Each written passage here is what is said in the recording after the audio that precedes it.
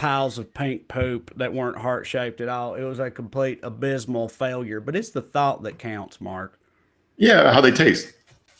They tasted fine. I Yeah. was a little disappointed in that too. I'm not going to lie to you. It just wasn't a good round. I don't know what to say, but it I happens.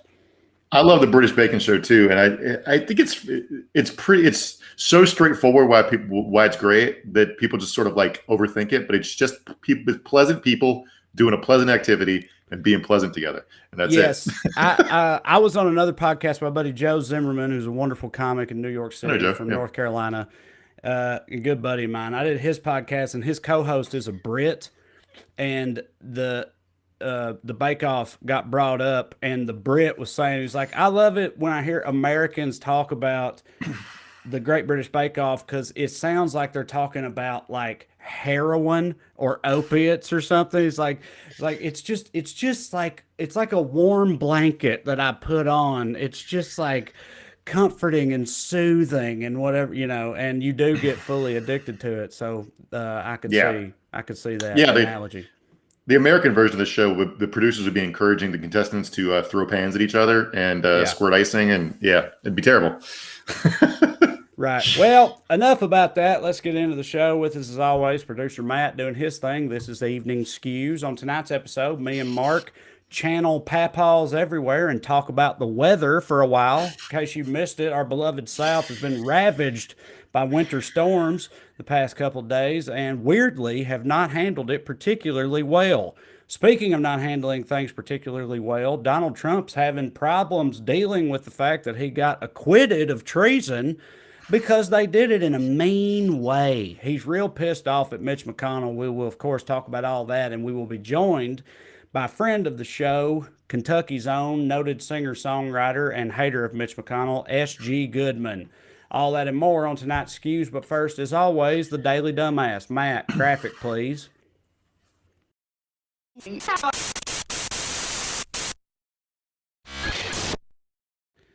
So tonight's DD is anybody who actually believed that Donald Trump would let himself go after losing the White House.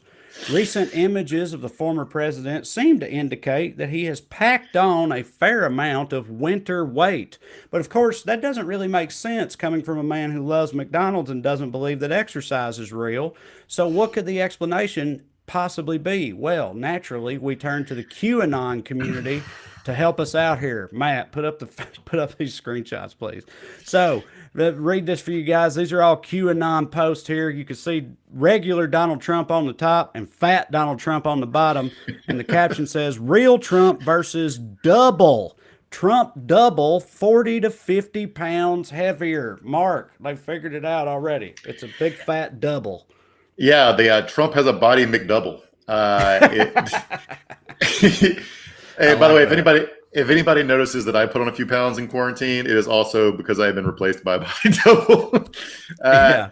but so the theory goes, and flip over to the next slide, Matt. So that Trump's brother, who died a couple months ago from COVID, faked his death so he could replace Donald Trump and to be willing to take the bullet from the deep state from the assassination attempt that's coming, and Trump could continue fighting the pedophile cabal. That's how this works, I guess. Yes, and Um, if you guys are actually watching right now, if you're watching the show, you can see how they've clearly laid out their case with very convincing evidence made up mhm. of really shitty graphics drawn in Photoshop connecting real Trump and fat Trump to his brother in such a Mhm. way that honestly would be hard to argue with, if you're six. But yeah, Yeah, I mean, you can't. This is literally, you literally can't argue with this. I remember got in a weird wormhole when I was browsing around some flat earther web pages one time, and the case involved, it was like literally a drawing of the globe, and it showed a stick man walking off the side of the globe and falling down. That's obviously how the world couldn't be round. He'd explain fall it, off it. Mark. Explain Yeah, that. You can that's the explain it. That's that's what would case happen. closed. If you think that's how the world works, then you're right. So So yeah, yeah. a lot of conversation on this subject in the QAnon boards. They've got it figured out. Matt, put up the third one there, the third screenshot. So these are some comments from the Q devotees. Wide Awake says resembles his recently departed brother. Then Tammy Bailey says, I noticed it was a double on the golf course. Plus, Q said he would be insulated. Lib Bell adds, I noticed that myself. I thought it was a double. And then Nancy DeMarco at the end says, I noticed immediately. I heard they tried to take him out by shooting in his bedroom window. Tempered glass saved him. Do not believe for a second he's still anywhere public after that, Mark. Open your eyes, Mark. Wake up. First of all, that's some top level Tammying. You knew there'd be a Tammy involved in this. Yes, the names of that are the first two being Wide Awake, and then a Tammy, just like chef's kiss. This is great because they think that Donald Trump's an amazing, great, selfless man who's giving his life to save these kids, but also he'd throw his brother in front of him if somebody shot at him, and that's what they think. Yeah. What better human shield than his own flesh and blood? Yeah. As we said, hard to argue with all that logic.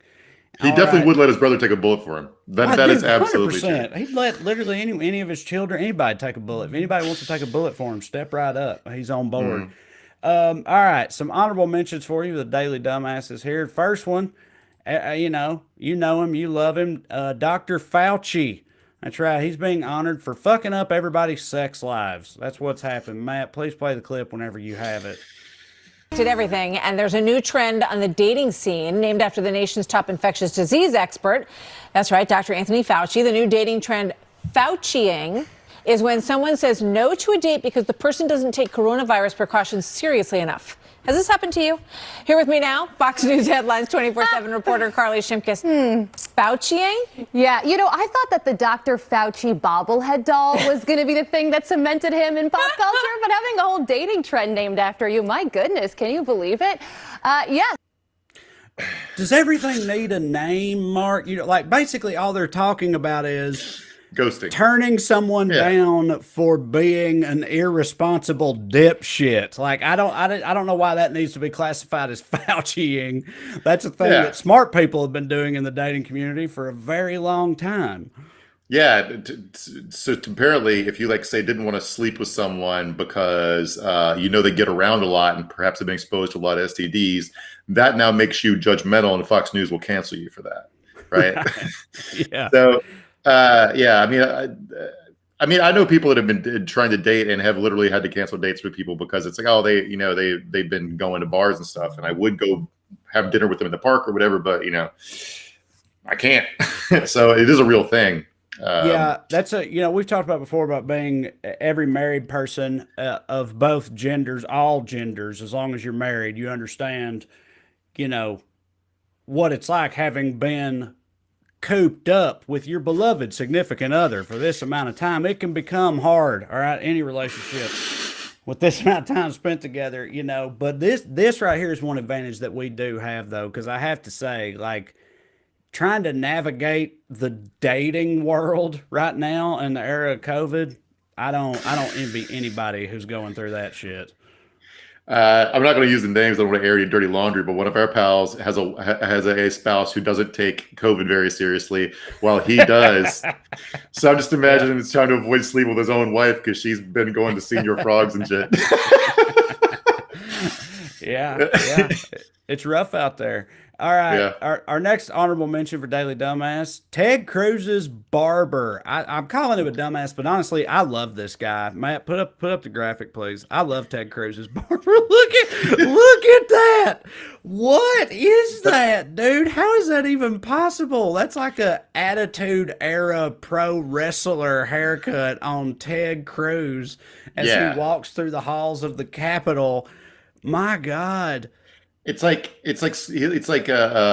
got the Ivy League version of John Kruk's haircut in 1993. He looks like a relief pitcher for the Seattle Mariners in the mid 90s. Except this the hair everybody in my high school had this haircut in the mid 90s. They would have except they would have their football number shaved in the side too. Remember that? It's like only Ted Cruz could fuck up a mullet this bad. Do you know what I mean? It's just that's mullet adjacent there, but I don't want to disparage the good name of the mullet hairstyle by calling this a mullet No, because he's that's the a opposite of pulling it off. But I'm in favor of it. I love it. I hope he keeps this haircut.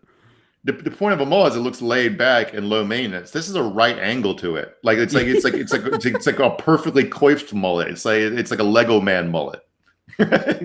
Ask you to speak for Ted Cruz for a minute, an impossible task. What do you think? Like what was he going for with this? Like how does this happen? He's a senator. I mean, from Texas, admittedly, but still, he's a senator.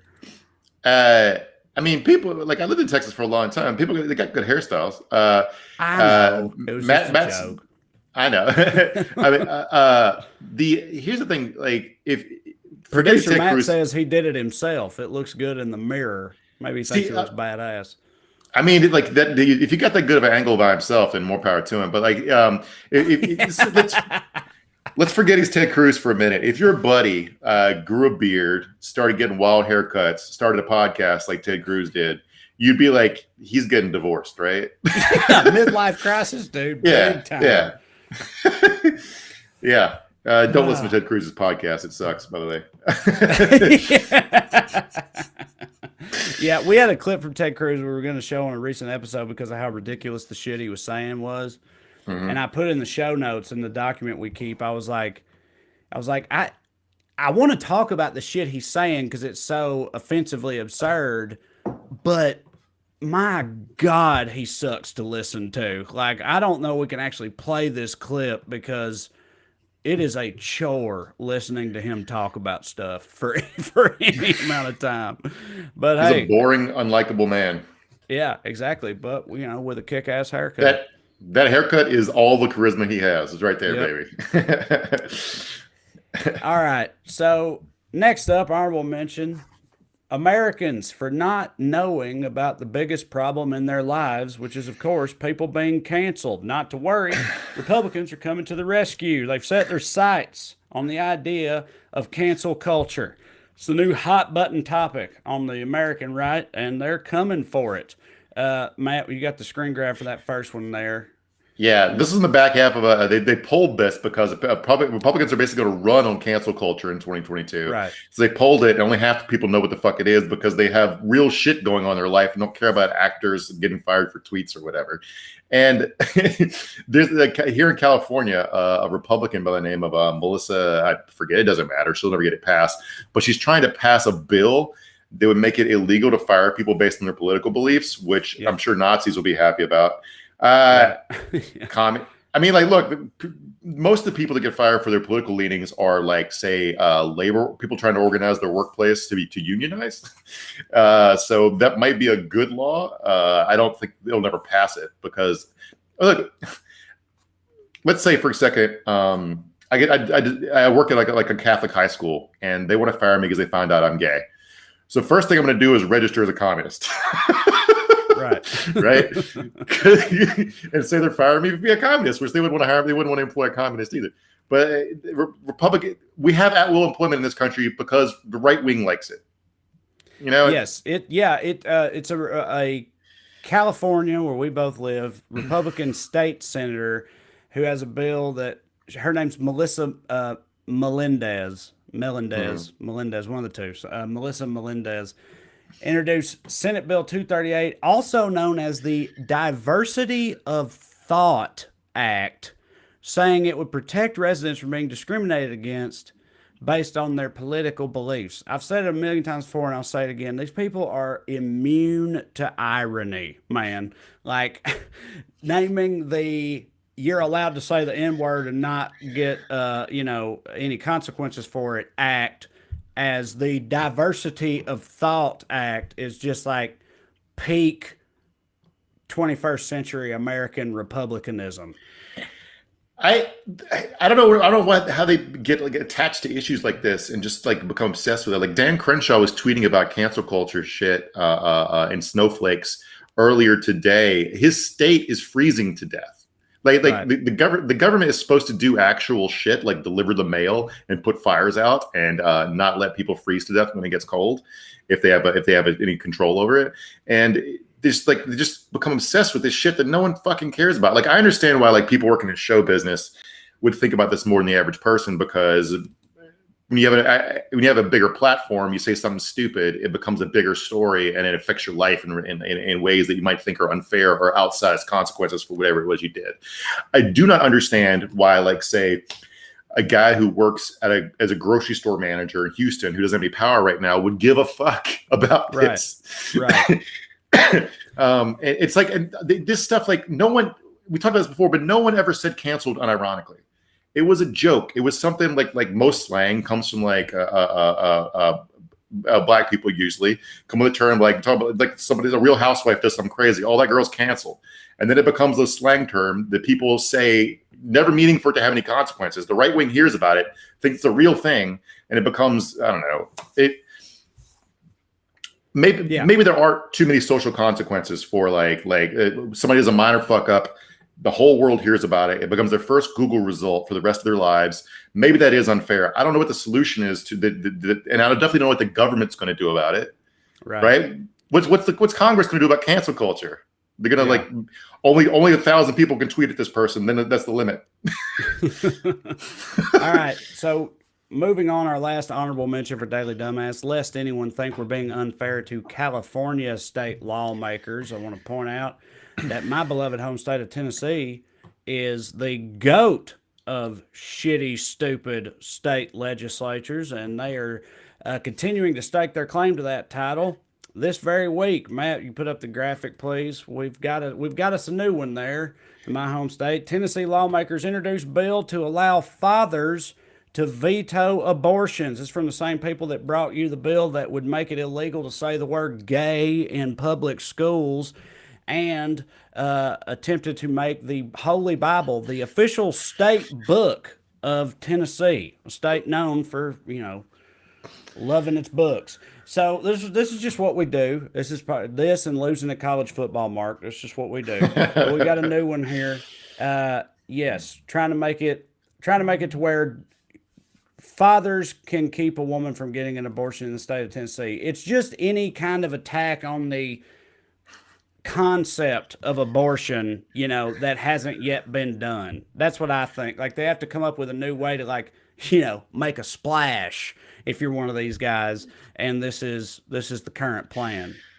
Yeah, I mean, one, like they always say that when feminists or pro-choice people say the Republicans just want to control want men to control women's bodies, they say no, it's actually a principled thing, and then they pass a law saying no, actually men should have control over women's bodies. Men should literally have control over women's bodies. Yeah. And secondly, men do have a veto point over when women get an abortion. It's called pulling out, right? You have an ability to stop this crime in progress if you're really opposed to it. Yeah. So the way they've described how it will work is, it says, if the man can prove that he is the biological father and that there is a, quote, reasonable probability that the woman would obtain an abortion, the court shall issue an injunction prohibiting her from terminating the pregnancy. So, that's not murky or gray area at all. Yeah, what's the reasonable? Was it 40%? Right. 45? Who does the math here? I want to meet the abortion mathematician. I'm sure to these dudes, what constituted a reasonable probability that they would get an abortion is just being a woman who is pregnant. Yeah. How far does she have to have made an appointment, or she just Googled the location of a Planned Parenthood? Right. What is it? Yeah. What steps in furtherance of the process would be enough for him to be able to get an injunction? Yeah. It's all like right. There's another Republican state legislator, real quick, like next door in Georgia, they're trying to pass 7 Republican co-sponsors put forward a bill that would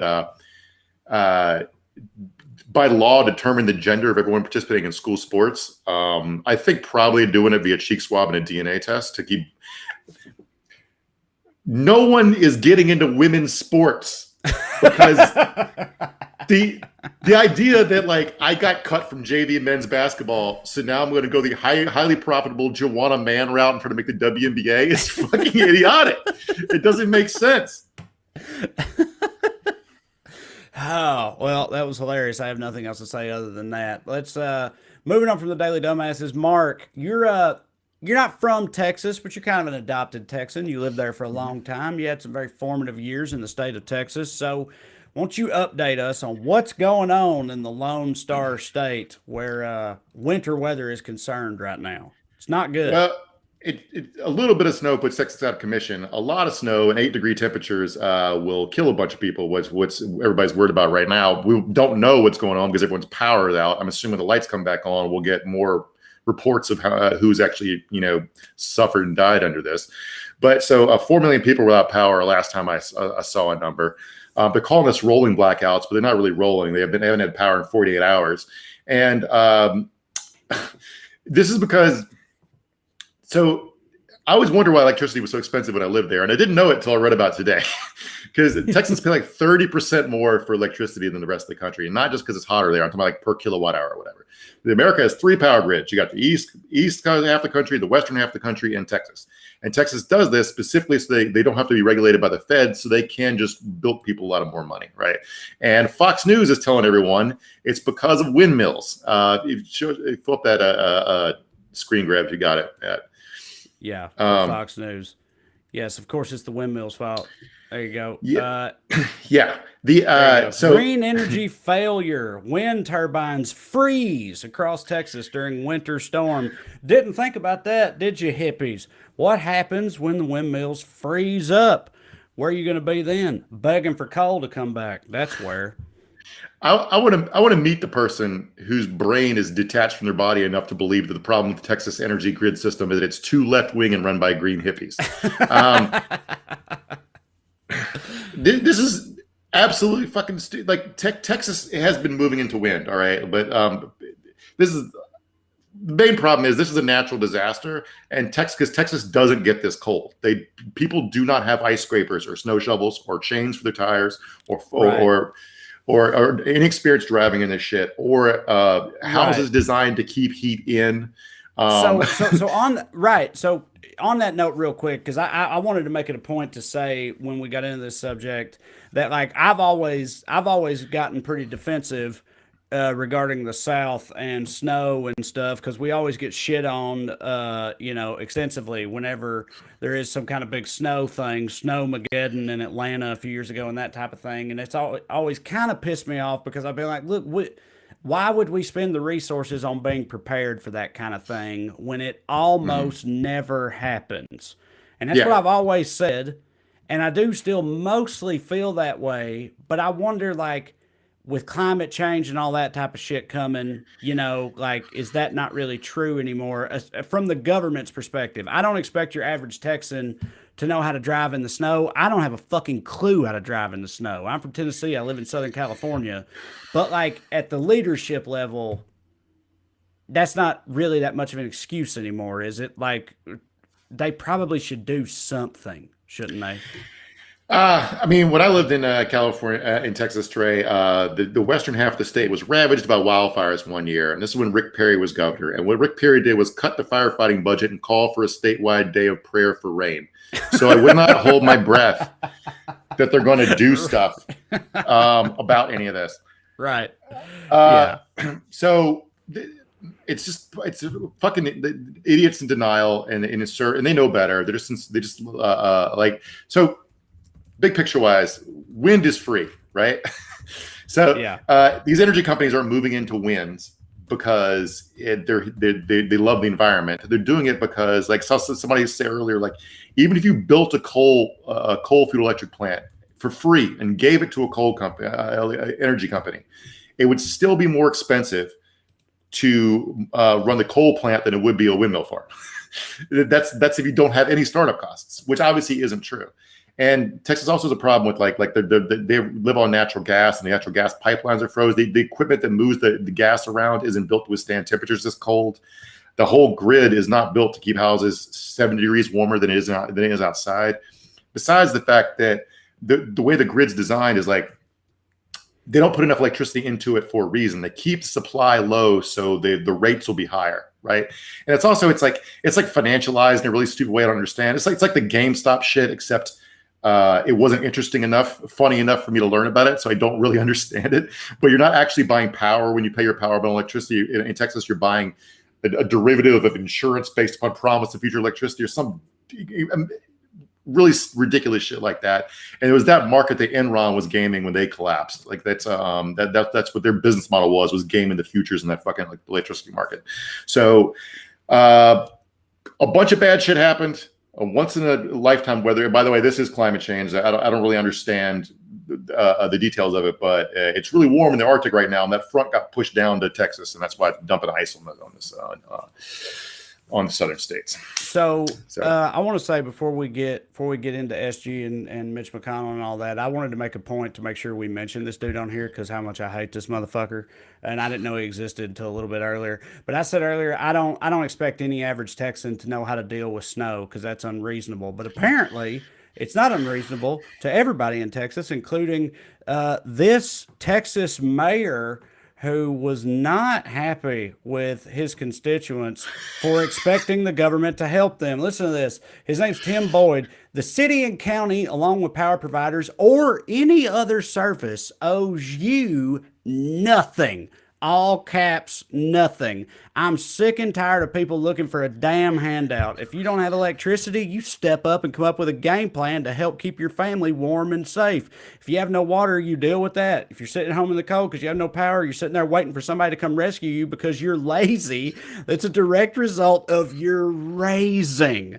Only the strong will survive and the weak will perish. My God, dude. This is the most like disaffected. Vote for me for mayor. Yeah, right. Vote for him. Don't forget to vote for me in next fall's mayoral contest. That's the mayor of Colorado City, Texas. By the way, people can't people are okay. So the pipes are designed for this. So people have had to leave their faucets running so the pipes don't freeze and burst. Yeah. So the water table is now low. So they're under a boil order because they can't drink the water coming out of their faucet because they burned through so much water trying to keep their house from exploding with frozen pipes. But they can't boil the water because the fucking electricity's out. So people don't have water either. And here's the guy. By the way, this is a state enforced monopoly. You could not buy from another power company if you wanted to. So this guy's like, you have no. I don't know what to say to that. It's so diseased. Like what does he think a mayor does? Like this dude's an elected government official screaming at people, just so you know, the government doesn't exist to do shit for you. The government don't do anything for you and you shouldn't expect it to. And it's like, well, what even is the government then? What is it supposed to be in this guy's perspective? He's a mayor. What's he supposed to do? Something COVID made perfectly clear to me. If you pay attention to a lot of conservative rhetoric, they seem to have really come around to the conclusion that the purpose of free market capitalism is that we all work for the government. And I don't know what they understand. It's like the government doesn't owe you shit, but you better get out there for the fucking government. You owe the economy, your body, your soul, your life, all this shit, so we can keep taxes low. I don't understand what they believe anymore. It's really bizarre. Okay, so on that note, speaking of not understanding what they actually believe or if they believe anything, it's now time to talk about the weekend's big story, the acquittal of Donald Trump of inciting an insurrection by the U.S. Senate, notably the Republicans, led, of course, as always, by Mitch McConnell from Kentucky. So for this conversation, we're going to bring in for a return visit. Very excited to have her. You guys know her. You love her. Kentucky, from Hickman, Kentucky, singer-songwriter SG Goodman, whose album Old Time Feeling is out right now. SG also, not a lot of love for Mitch McConnell. So let's get SG in here and break this down. Hey, SG, what's up? Good to see you again. You know, just sitting in here in my coveralls with my water running and, all the stuff y'all just talked about. Yeah. Facing God's wrath here in Kentucky for Mitch McConnell. Yeah. All right. Looking at over a foot of snow possibly by Thursday. Yeah. That's wow. That's wild. So, all right. So, yes, you're born and raised Kentuckian. Mitch McConnell, you're a U.S. Senator. We've talked about him on the show before. But just to begin with, what's your general response to what he did on Saturday, i.e., voting to acquit Donald Trump and then making a big speech condemning Donald Trump and literally straight up saying that Trump was responsible for the actions he had just voted to acquit him for. Like, how do you feel about that?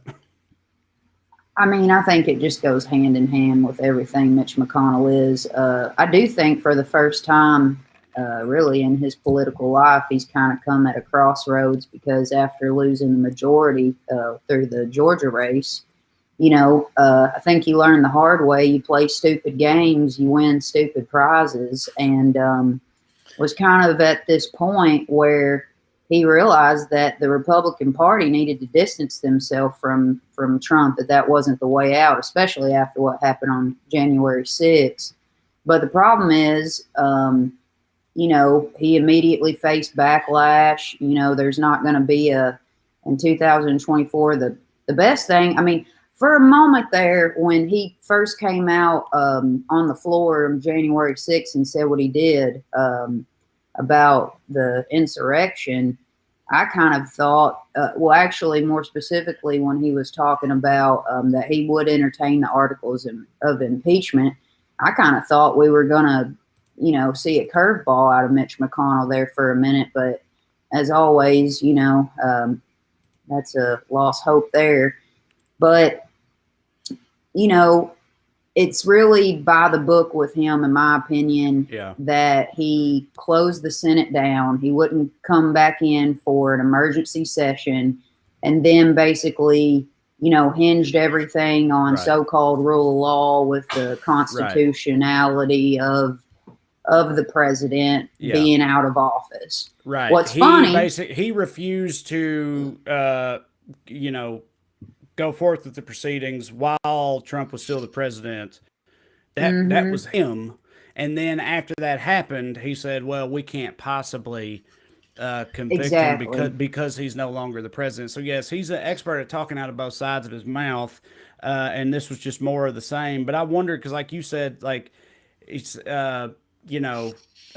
play stupid games, win stupid prizes. Just trying to look at some kind of silver lining for this. I feel like it seems like really this indicates that Mitch knows they're in a precarious position on his side of things. Absolutely. I mean, he's got to try to do both things. He's got to try to please everybody at the same time, because he feels if they don't, because he knows that they can't stand to lose even a sliver of their electorate, right? So like, he can't afford to piss off the Trump people, but he also can't afford to piss off the, Wall Street type conservative people. They have to keep every single segment they have, because if they lose even a fraction of them, then they're fucked, right? That's what I'm trying to tell myself that this means. Do you agree with that? And that's why, oddly enough, Mitch McConnell being, kind of the face of the Republican Party, in my opinion, even though a lot of people right now would say it's Donald Trump, he's kind of, the old guard. Well, with him coming out publicly against Donald Trump right now, it's really exposed the fault line in the party. And that's why I say he voted against, he voted to acquit him, or he didn't go along with the impeachment there, but also then gave that statement to appease his big donors. That's what I believe has happened there. Because a lot of the big donors, I believe it was like AT&T, even the Koch brothers, for God's sakes, were like, we're going to have to look into things, money talk. When money talks, Mitch McConnell listens, and that's about it. But at the end of the day, even though I was hoping that I could brag about the fact that Kentuckians voting in Mitch McConnell might have gotten Donald Trump impeached. Well, we know how that worked out. That didn't happen.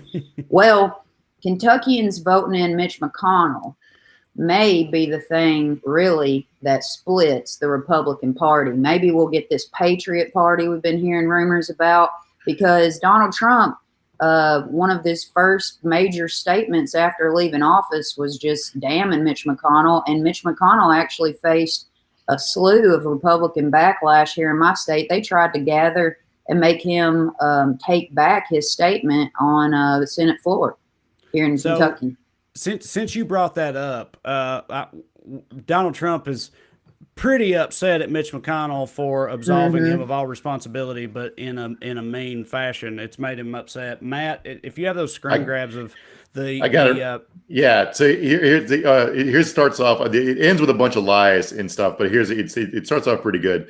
Republican Party can never again be respected with strong political leaders like Senator McConnell at its helm. McConnell's dedication to business as usual, status quo policies, together with his lack of political insight, wisdom, skill, and personality, boom, has rapidly driven him from majority leader to minority leader and will only get worse. You know, when the dude's right, he's right. You know, yes. This is the most I've ever agreed with Donald Trump for sure. But like you said, he goes on to say a bunch of ridiculous bullshit that isn't true. But also, like, I'm sure Trump signed off on this, but there's no way he actually wrote this for a lot of reasons. But one of them is the third paragraph from the end. He says, Mitch is a dour, sullen, and unsmiling political hack, which I really appreciate that. I appreciate all that verbiage there, but there's no fucking way Donald Trump actually wrote that. But either way, SG, yeah, Trump's he's not happy with your boy there in Kentucky. So what's Mitch to do? I mean, well, that's going to be the thing, and I mean, what's Mitch to do? We're going to see him either fall in line with start kissing Trump's ass again for some reason, because, you know, we see Lindsey Graham already coming out and talking about MAGA 2024, 2022, all this shit. So I don't know. We'll see. I believe we can always count on one thing. You're going to have to pay attention to what the money says. And if the money wants to get behind Donald Trump again and all of his cronies, then that's where you'll find Mitch McConnell. Right. See, so. I agree with you completely. And that's why I think he's in such a precarious position right now, because it seems to me that all the big money types, they love the tax cuts and stuff. But it seemed to me like after the events of January 6th, a lot of them were like, oh, shit, this is maybe getting a little bit too extreme, because, you know, fat, dumb, white revolutions are not good for business. You know what I mean? Like they can't have everything fully actually collapse, because that's not good for the bottom line. So I feel like a lot of them kind of realized at that point, like, all right, maybe we should rein this in a little bit. So they're trying to rein Mitch in too, but at the same time, he can't piss off the Trump people, you know, in his party. So yeah, I think it's a tightrope that they have to walk right now, and that he has to walk right now. And I'm not at all taking it for granted that he'll fuck it up. I ain't counting anything out. Like, exactly. They could come back, you know. I ain't trying to jinx myself up here. I'm just saying, I think all this illustrates that they're in a pretty shitty situation right now. And they know. I know. The one thing, though, that I will say, you know, Mitch McConnell, he has millions and millions of dollars in super PACs, you know, the Mitch McConnell funds and all this stuff. You know, he is a powerful person as far as political contributions to other politicians. So it will be interesting, because, you know, Trump, after the whole, I mean, hell, he was sending, you know, letters and stuff to my mother asking for money for legal fees and stuff. Well, that's all gone to these different little PACs and shit that he has, and he can actually, on some of that stuff, you can pay yourself out. So it's going to be real interesting to see how Mitch McConnell holds money over other people's heads, and how Trump holds money over people's heads, as far as giving it to politicians who need it for real important races. But you know, at the same time, I'll always believe this: Mitch McConnell is the most powerful still to this day. As far, I mean, unless the Democrats get it together and just go, now that the impeachment's over, I was not for this. I was like, can we just put the filibuster shit on hold for just a little bit so we don't get Mitch McConnell in an outrage? But now I'm like, use the filibuster, get it all done. Like, go ahead, like, take them out. I mean, you know, we got to do this, because if one thing is for certain, the Republicans are sleeping with publicists. They have got that shit down pat. Democrats have no idea how to spin a story publicly. In 2 years, this whole thing, we might have totally forgotten that, you know, a bunch of crazies stormed the Capitol just with our, you know, who knows how good of a story the Republicans will spin between now and then. So we might be in more trouble than we are right now. Yeah. Mark, But chime in on all this, please. I mean, it's like one of those things where McConnell is incredibly powerful because all he wants to do is stop stuff. And in the Senate, if you want to stop stuff, if you control 50 votes, you can do it, right? One thing that happened this weekend is like, I don't know if he's a tactical genius anymore. Like whatever he did Saturday fucking blew up in his face. And it's pretty clear that Trump is a shoo-in for the nomination in 2024 if he wants it. So I'm worried about like how violent 2024 is going to be right now if he runs. Although I listened to a podcast interview with this reporter who says Steve Bannon told him Trump's on Alzheimer's medication. So maybe it'll problem solve itself. I don't know. I mean, it's terrible to wish ill on people, but the blue hands may solve Mitch McConnell, and the Alzheimer's may solve, Donald Trump. Who knows? Well, his rapid, I don't know if you watched the beginning, but his rapid weight gain is probably going to take him out before the brain does, because like he's getting weight at such a rapid pace that his supporters have convinced themselves he's his own body double. So that's a fun one. I want to ask you, SG, because this has come up on the show before. We've talked about there's this like idea that there will be another Trump coming, and the next Trump will be actually, intelligent, competent, and efficacious, and that type of thing. And I'm wondering what you think about that, because I'll tell you, I go back and forth on that. I understand where that's coming from, and I fear that, but I also think that like there's just something about Trump that I don't know that you can replicate with hard right focus groups and things like that. You know what I mean? Like I don't know if that will actually happen. What do you think about that?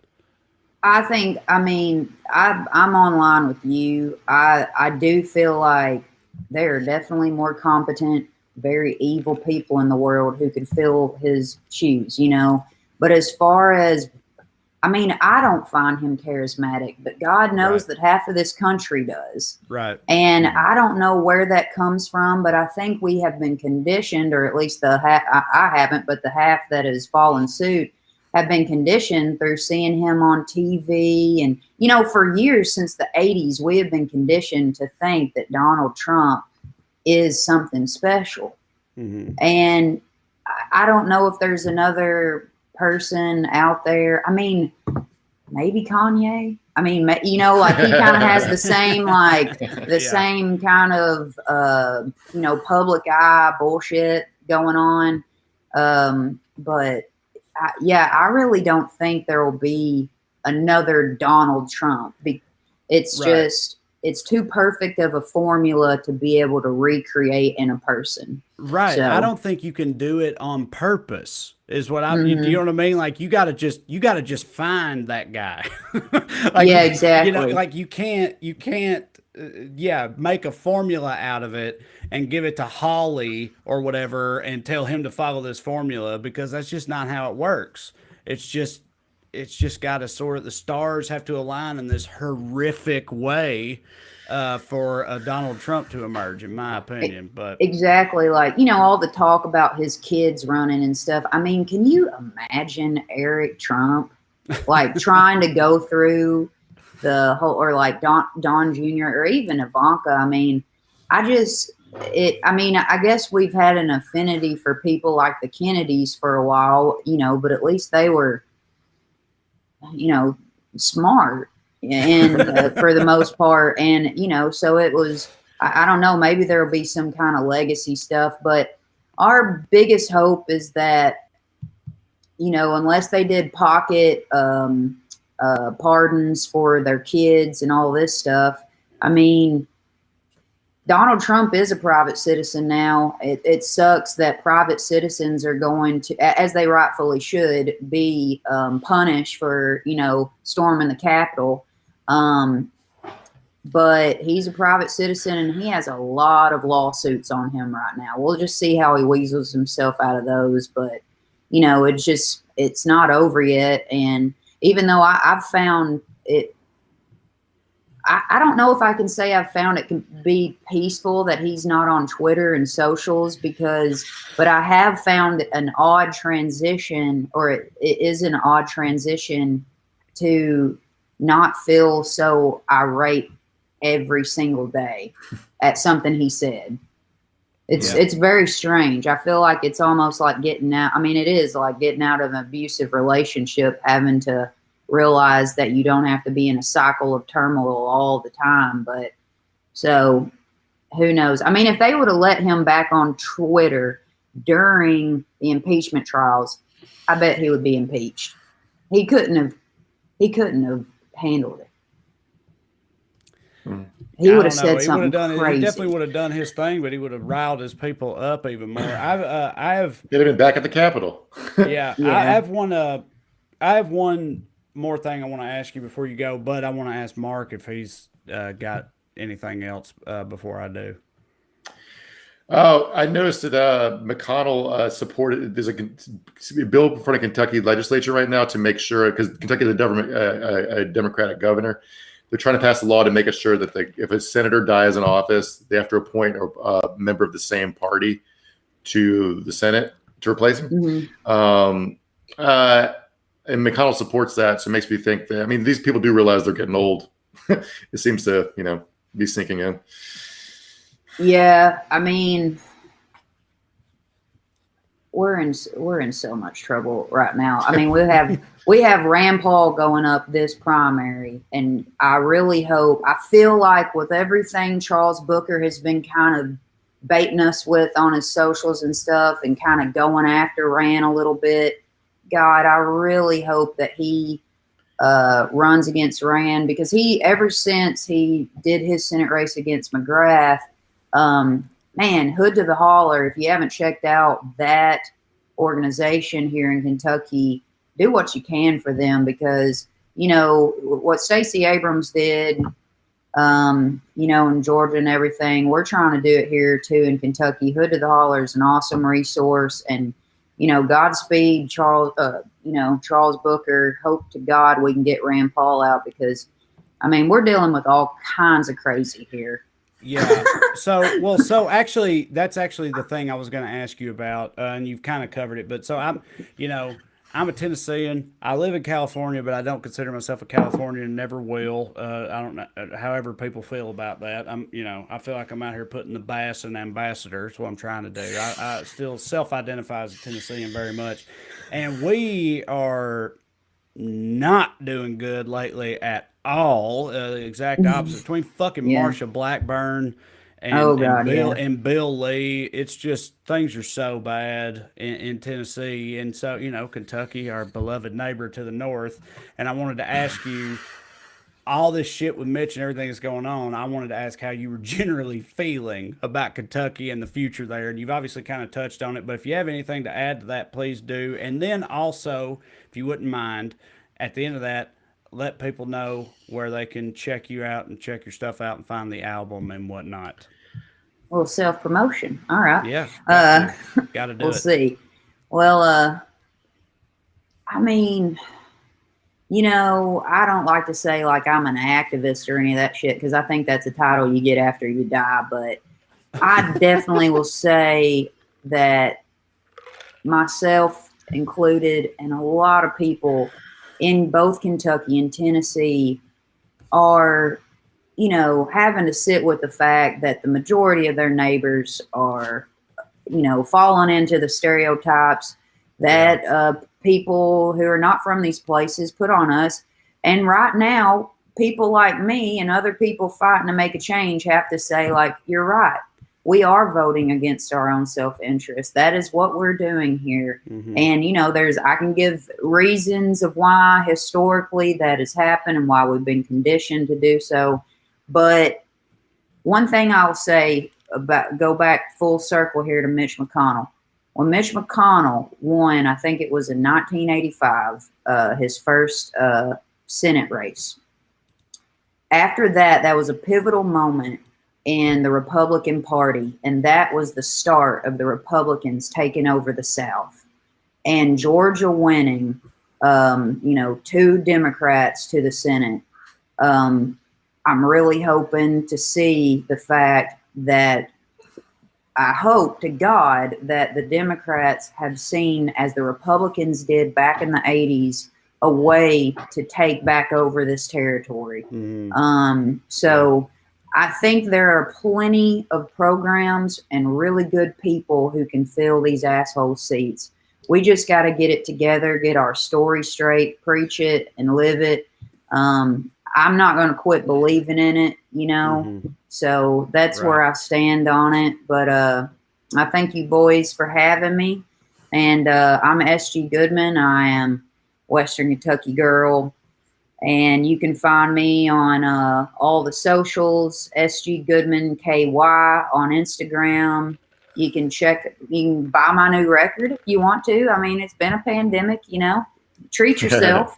You can find me on all the streaming sites too. But, if you had a little of that chump change from the government, I'd appreciate you snagging an album and everything. I'm proud of it. So I appreciate it. Absolutely. Awesome. Well, thank you for joining us again. It's always a pleasure, SG. Yeah. All righty. And I also am trying to maintain your optimism. I'm not giving up on it either. So thank you. It's hard to do, but that's kind of the only choice we have. What choice do we have? Exactly. Yeah. Exactly. It's like what choice fold over have? and die, or just, keep trying to make things better. So here we go. Yep. All righty. Absolutely. Well, thank you all so much. Thank you, SG. Bye-bye. All right. Thank you, SG Goodman, everybody. Mark, Trey, you're not from. Go ahead. Oh, it's a little bit of breaking news. Our favorite mayor we talked about earlier told us all the people that voted for him to fuck off and die. Yeah.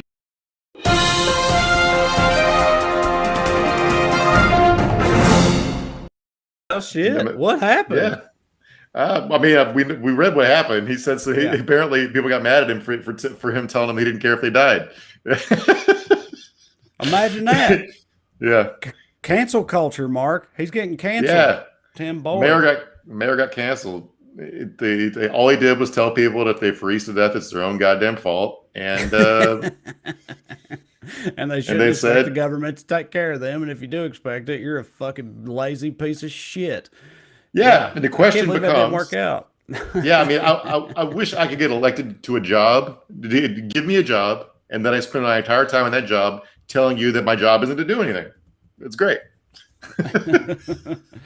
All right. So, producer Matt, you start throwing up some comments and questions as you see them while we're waiting on just wondering how optimistic people are feeling, I guess, generally. Because I know you can go one of two ways right now. Like this week on the Well Read podcast with Corey Forster and Drew Morgan, we were talking about this, and they were both feeling pretty pessimistic. Corey said he was feeling as pessimistic as he ever has. And I don't know if it's just me trying to tell myself something different, but I don't know. Yes, things are fucking terrible, don't get me wrong, but I don't know. I think things are objectively better than they were a few months ago in terms of the political situation in this country. And the Democrats can fuck it up, and I'm sure they probably will. But I think there's reason for optimism. I really do. I don't know how you feel about it, Mark. Probably not. I go back and forth depending on the day. I mean, it's like in the is short term, medium term, long term, right? Short term, things are going to get a little better. Medium term, things could get a lot better. Long term, unless somebody realizes that there are a lot of structural problems with America, we're just absolutely fucked. Like, I mean, if they really hang on to the filibuster and don't pass HR 1, the new Voting Rights Act, then we're headed towards one party rule. It'll be like, I forget the word for it, but there's a type of democracy where it's like we have elections, but nothing ever really changes. It's just sort of like routinized. Democrats will have 40 Senate seats and be a minority in the House, and it'd just be the way it is. It'd be really hard to vote if you're poor.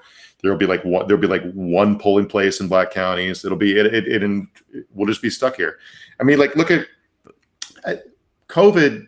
I thought people would understand what happened during COVID, how the government fucking failed. Like, you just can't do stuff. Like, I saw that the administration's trying to negotiate with Amazon to deliver vaccines. It's like, you have the army, you have the post office. The post office delivers shit for Amazon. Like, you're the biggest supply chain logistics network on the planet. Why can't you figure out how to do this? Why has Jeff Bezos got to bail you out? Why is Texas? What's going on there is a huge government failure, and they're already blaming the wrong people. Like it's. Hey, Mark, so real quick. So producer Matt texted us and said he's having some kind of issues with the comments, but I saw a question over here for you, Mark. Said Mark, talk about the Q event of March 4th. Which we've talked about. I mean, I don't know if there's any updates. It's just they expect Trump to be inaugurated on the original inauguration date in the Constitution was March 4th. They moved it up after they realizing that a 6 month transition was way too long. Honestly, 2 months is too long. As we saw this time, you can still get a bad actor can cause a lot of damage. 2 months of a lame duck period. All right, so another comment here. Matt put it in our chat here from Mary Klasky Shancy. Sorry, Mary. I'm sure I fucked that up. Mary said, not super optimistic, but more so than if Donald Trump was still polluting the Oval Office. And I mean, yeah, that's kind of what I'm saying. Like, I'm fully aware things are not good, but it's just, I mean, imagine if he had won or successfully, seized the government. Imagine that shit. That shit, like, kind of almost happened. Imagine if that had happened. How much worse that would be. So at least we're not there. It's a low bar. I'm aware it's a low bar, but and we talked about it before, like it goes against all Biden's instincts to do the stuff he's doing right now, but it could be the right man for the job precisely because he's been there long enough to see that shit doesn't work anymore, right? So like if get rid of the filibuster, passed HR1, $2,000 stimulus checks, $1,400 or whatever, better unemployment, $15 minimum wage. Democrats are popular in 2022. They're fair maps because Republicans weren't allowed to gerrymander all the shit. So they keep the House and the Senate. And 2 more years of Biden. I don't know if he's going to run for a second term or not because he's so old. But then it's like the world looks a lot different than the people see. Oh, the government is capable of doing stuff. Maybe we can do stuff like rebuild our power grid or collapsing bridges and infrastructure, invest in schools and healthcare. Or the other road is we keep the filibuster. Republicans take back everything in 2 years. And we have one party rule the rest of our lives. So kind of on the note of you, like the idea of illustrating that things can actually work and work well. I saw a comment over here from John Romero who said, one of our structural issues in this country is that half of the populace is brainwashed to believe that any differing opinion from their own is not true or is false or whatever. Like, and it's all the shit going on with Q and fake news and all that stuff, and people just not believing it. Do you think that, like, because Democrats are kind of in power right now, Joe Biden's had executive order. They seem to be trying to do shit, which I appreciate. If they do shit and it does actually work, I also want to believe that will matter. That when people's lives get better, that will matter. But with all this fake news and conspiracy shit that's happened, like, do you think that the hardliners on the other side will stand opposed regardless, no matter what happens? I mean, they're always going to be crazies. They're always going to be hardliners. The danger of Q is it put all the crazy people in one cinematic universe, right? And it gave them similar marching orders. Like you got flat earthers, anti-vaxxers, oath keepers, 3% militia guys, yoga moms. It's like usually all those people would be in different little pockets and they wouldn't be making plans to overthrow the government, right? So but one funny story, we didn't get into it in the dumbasses, but a bunch of far right groups are turning at each other because so many of them have flipped. They all assume each other are FBI informants. So like a lot of the Proud Boys chapters are breaking off from the national group and people are like not talking to it. So it's like zealots, that's the natural state of fanatics, is to not trust each other too. Right. So if they go back, if they go back to their natural state, there's always going to be crazy people. We just can't have them all on the same team. Yeah. All right. So we'll leave y'all with this comment from Susan Lewis, who says, I'm with SG. It's such a relief to not wake up every morning wondering what fresh new hell our president will bring today. And it is. I agree with you, Susan. The news is slightly less unpleasant to read, and it's like not having. It's so funny to me that the reporters keep asking Jen Psaki all these like culture war questions, and she just doesn't answer. I'm like the shit Trump will weigh in on, like who should have won, like should a foreign language film win Best Picture, shit like that. Like people standing and kneeling for the anthem. It's just like not dealing it. They just not having somebody who doesn't pour gasoline on every stupid controversy we have in this country does make life in general more pleasant. It's still not material change. I would hope focusing on important issues will lead to material change is the hope, Yeah. So. Yeah. Well, here's hoping. All right. As a reminder, as always, starting in March, we're going to go to just Tuesday format. But we will be here Thursday for the rest of February. We'll be here Tuesdays and Thursdays, including this Thursday, February 18th at 5 Pacific, like always. So please join us once again on Evening Skews. I'm Trey, and that's Mark. Thank you.